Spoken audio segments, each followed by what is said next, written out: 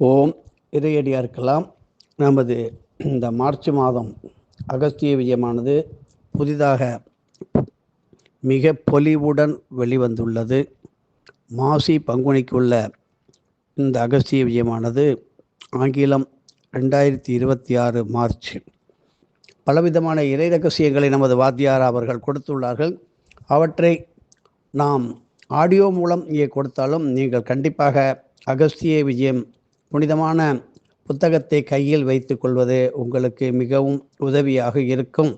காரணம், ஏதோ சில இடங்களிலே சில வரிகளோ வார்த்தைகளோ விடுபட்டு போக வாய்ப்பு உண்டு.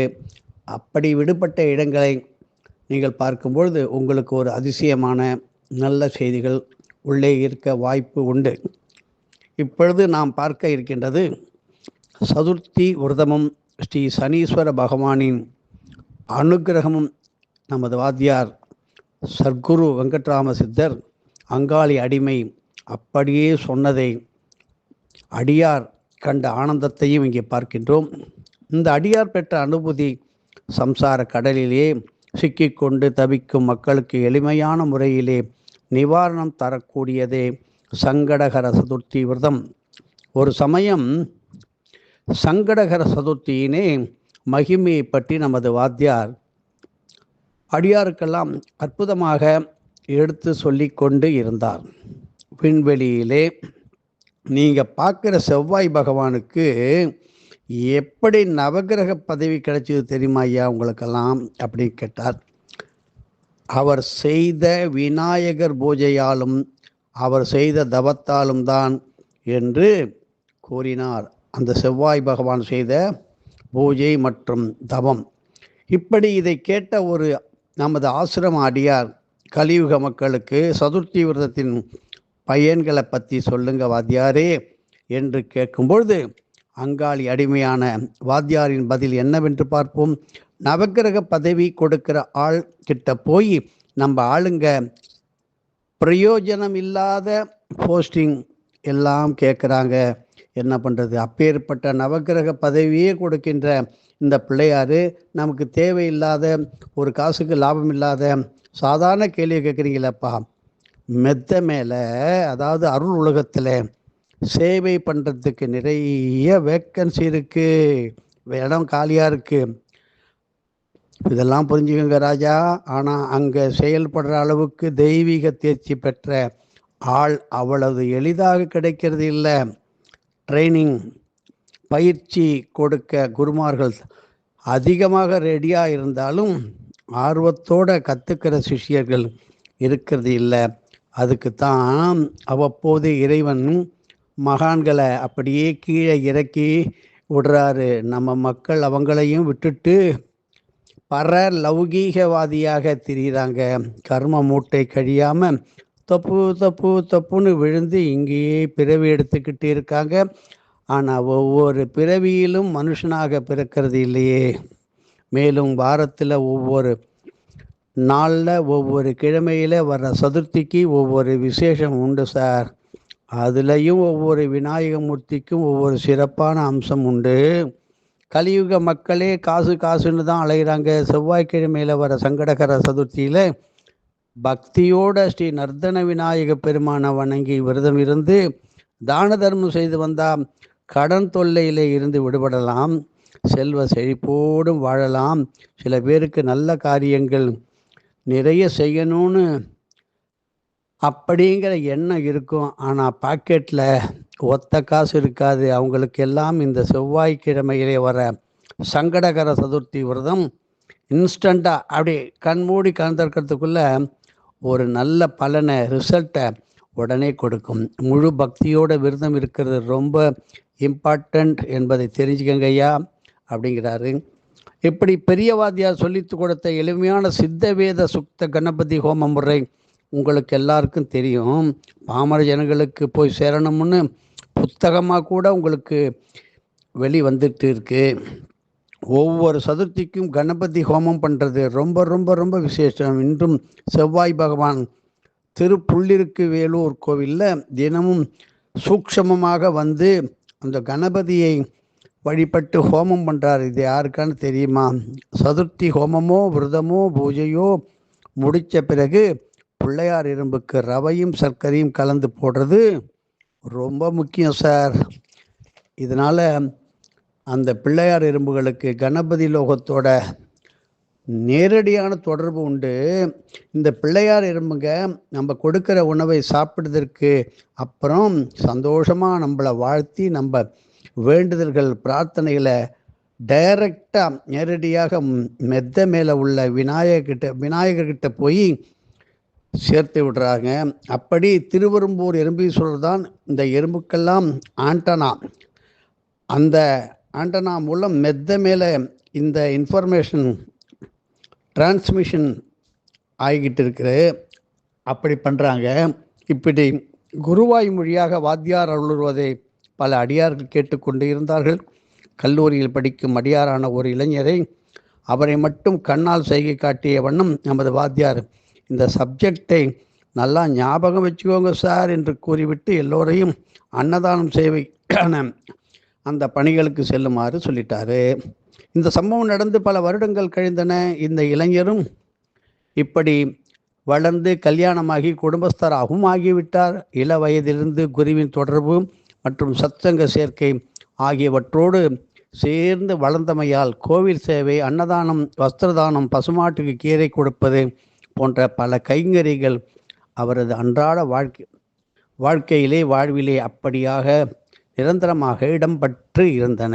வாழ்க்கை சக்கரம் என்பது அவரவரின் கர்ம வினைகளுக்கு ஏற்றாற்போல ஏற்றங்களும் இரக்கங்களும் நிறைந்தவையே என்ற அடிப்படை தெய்வீக பாடங்கள் எல்லாம் அவருக்கு நம் வெங்கட்ராம சுவாமி வடித்து கொடுத்த சத்சங்க சேர்க்கையினால் இந்த சிறு வயதில் இருந்தே மனதில் பசுமரத்து ஆணி போல பதித்து அப்படி பதிந்த தத்துவங்கள் தான் இந்த கால கர்ம சக்கரத்தில் 7.5 ஆண்டு சனி காலத்தை சந்தித்தார் இந்த அடியார். குருவின் தெளிவான திருவாய்மொழிகளை கேட்டு வளர்ந்த இவருக்கு நவக்கிரக தத்துவங்கள் தெளிவாக தெரிந்து இருந்தன.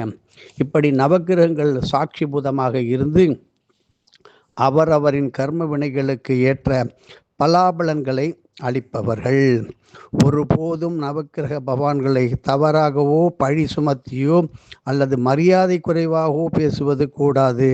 அவன் கெட்டவன், இந்த கிரகம் கெட்டது, அப்படியெல்லாம் சொல்லக்கூடாது. சனி பகவான் வாழ்க்கைக்கு தேவையான தெய்வீக பாடங்களை 7.5 ஆண்டு காலங்களிலும் அவரது தசாபுக்தி அந்தரங்களிலும் கற்றுத்தருவார்.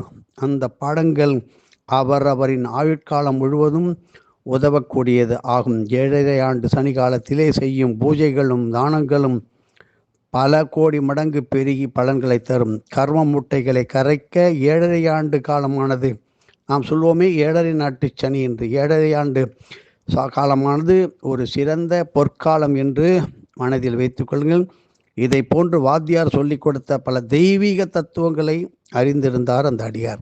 பல சேவைகளும் தானங்களும் செய்து வந்த இந்த அடியார் 7.5 சனி காலத்தில் பொருளாதார ரீதியாக ஒரு நெருக்கடியை சந்தித்தார். எதிர்பாராத செலவுகள் ஏற்பட்டவையால் அவருக்கு பண கஷ்டம் உண்டாகியது. இது தெய்வீக சேவைக்கும் கொஞ்சம் தடங்கலாக இருந்தது. ஒரு நாள் மிகுந்த மனசோர்வோடு வீட்டுக்கு அருகே உள்ள கோவிலுக்கு சென்றார். அங்குள்ள பிள்ளையார் சன்னதியை சுற்றி பிள்ளையார் எறும்புகள் ஓடுவதை கண்டார். இதை கண்டவுடன் ஸ்ரீ வாத்தியார் பல ஆண்டுகளுக்கு முன்பு கூறிய நர்த்தன விநாயகருக்கு உரித்தான சதுர்த்தி பூஜை நினைவுக்கு அப்படியே வந்துவிட்டது. அந்த கோவிலிலே வீட்டிற்கும் பிள்ளையாரும் நர்த்தன கணபதியே ஆவார். நர்த்தன கணபதி தான் பொருளாதார பிரச்சனைகளுக்கு நல்ல தீர்வு என்று வாத்தியார் கூறியுள்ளார் என்ற ஆழ்ந்த நம்பிக்கையோடு இந்த பிள்ளையார் சன்னதியிலே உள்ள குப்பைகளை பொறுக்கி சுத்தம் செய்து 108 முறை அப்படியே வலமும் வந்தார். வலம் வந்து முடித்த பிறகு மூலஸ்தானத்தில் உள்ள தெய்வங்களை வணங்கிய பிறகு கொடிமரத்து அருகில் விழுந்து நமஸ்காரம் செய்தார். நமஸ்காரம் செய்து எழுந்த பிறகு அந்நியர் ஒருவர் இவரது முதுகில் தட்டி நர்த்தன கணபதி சந்நிதிக்கு வாங்க என்று கூறிவிட்டு சென்றார். இந்த அடியாரும் அப்படியே கோவிலை பிரதட்சணம் செய்துவிட்டு நர்த்தன கணபதி சந்நிதிக்கு சென்றார். அப்போது முதுகில் தட்டிய அந்நியர் இவரிடம் வந்து, ஒவ்வொரு பிரதோஷத்துக்கும் நான் கோயிலில் நாட்டியம் ஆடுவேன், சமீபத்தில் மகாலட்சுமி தாயாருக்கு பொற்காசுகள் வச்சு அர்ச்சனை செய்தேன். ரொம்ப பக்தி ஸ்ரத்தையோடு நீங்கள் குப்பை பொறுக்கி பிள்ளையாரை பிரதட்சணம் பண்ணுறதை பார்த்த உடனே உங்களுக்கு பிரசாதமாக கொடுக்கணும் அப்படிங்கிற எண்ணம் எனக்கு வந்துச்சு என்று கூறிவிட்டு ஒரு தங்க காசு ஒன்றை அடியாருக்கு கொடுத்து விட்டு சென்றார். மனம் வாடிய நிலையில் இருந்த நமது அடியாருக்கு நர்த்தன கணபதி ஒருபோதும் நம்மை கைவிட மாட்டார் என்ற அற்புதமான ஒரு மன தெளிவோடு கூடிய எண்ணம் தோன்றி பெரிய புத்துணர்ச்சி ஏற்பட்டு விட்டது. ஸ்ரீ வாத்தியார் கூறிய இன்ஸ்டன்ட் ரிசல்ட் என்று சொன்னோமே, அந்த வார்த்தைகள் ஞாபகத்துக்கு வந்தது. பல ஆண்டுகளுக்கு முன்பே வாத்தியார் எதிர்காலத்தில் நடக்கப் போவதை அறிந்து கொடுத்த தீர்வை நினைத்து மனம் உருகி சீரம் குனிந்து ஸ்ரீ நர்த்தன விநாயகரை தனது குருநாதராக அப்படியே பாவித்து நமஸ்கரித்து நன்றி செலுத்தினார் நமது அடியார். அப்படி பிரசாதமாக வந்த தங்க காசை பூஜை அறையிலே வைத்து வழிபாடு செய்து வந்தார். மேலும் சங்கடகர சதுர்த்தி நாட்களிலே வாத்தியார் கூறிய முறையிலே விரதம் இருந்து எறும்புகளுக்கு உணவிட்டு நர்த்தன கணபதியை தொடர்ந்து வணங்கி வந்தார். இதோடு சேர்த்து விநாயகருடைய கவசம் படித்தும் வந்தார். காலப்போக்கிலே பொருளாதார தட்டுப்பாடும் தொலைந்து நல்ல முன்னேற்றம் ஏற்பட்டது. மேலும் அடுத்தவர் இலவசமாக கொடுக்கும் பொருளை பார்த்து பயன்படுத்த வேண்டும் என்பது வாத்தியார் சொல்லி கொடுத்த பாடம். எதாக இருந்தாலும் அடுத்தவங்க கொடுத்தா ஜாக்கிரதையாக கவனமாக பயன்படுத்தணும்னு சொல்லி கொடுத்த பாடம் இந்த அடியாருக்கு வந்தது. ஆகவே பொருளாதார நிலைமை சீரடைந்த பிறகு ஒரு தங்க மாங்கல்யம் வாங்கி ஏழையின் திருமணத்திற்கு தானமும் செய்தார். இங்கே பாருங்கள், சனீஸ்வரர் கொடுக்க தடுப்பவர் இல்லர். ஏழரை சனி காலத்தில் நமது அடியாருக்கு கிடைத்த தனமும் வாழ்க்கை பாடமும் பக்தியும் வாழ்வில் நிலைத்து ஏறுமுகமாகவே பயணம் செய்து கொண்டு இருந்தது. நர்த்தனங்களை கொடுத்த நர்த்தன விநாயகர் நமது அடியாரின் இஷ்ட தெய்வமாக மனதில் இடம்பெற்று இன்றும் பல லீலைகளை புரிந்து கொண்டுதான் இருக்கின்றார். சனி பகவான் புகட்டிய இந்த அற்புதமான தெய்வீக பாடத்தால் தானே நர்த்தன விநாயகர் மீது பக்தி வளர்ந்தது. அவர் செய்வது அனைத்தும் நன்மைக்கு. இந்த மனப்பக்குவம் வளர வேண்டும். தங்க காசு கொடுத்த அந்நியர் யார்? ஆத்ம விசாரம் செய்துதான் பார்ப்போமே. இது யார் கொடுத்தார்? சாந்த சித்த சௌபாக்கியங்கள் யாவையும் தந்தருள் சர்க்குரு நீயே. பிரபோ கணபதே. ஓம். எதுவும் என்னுடையதல்ல, அனைத்தும் உன்னுடைய அருளாச்சலா.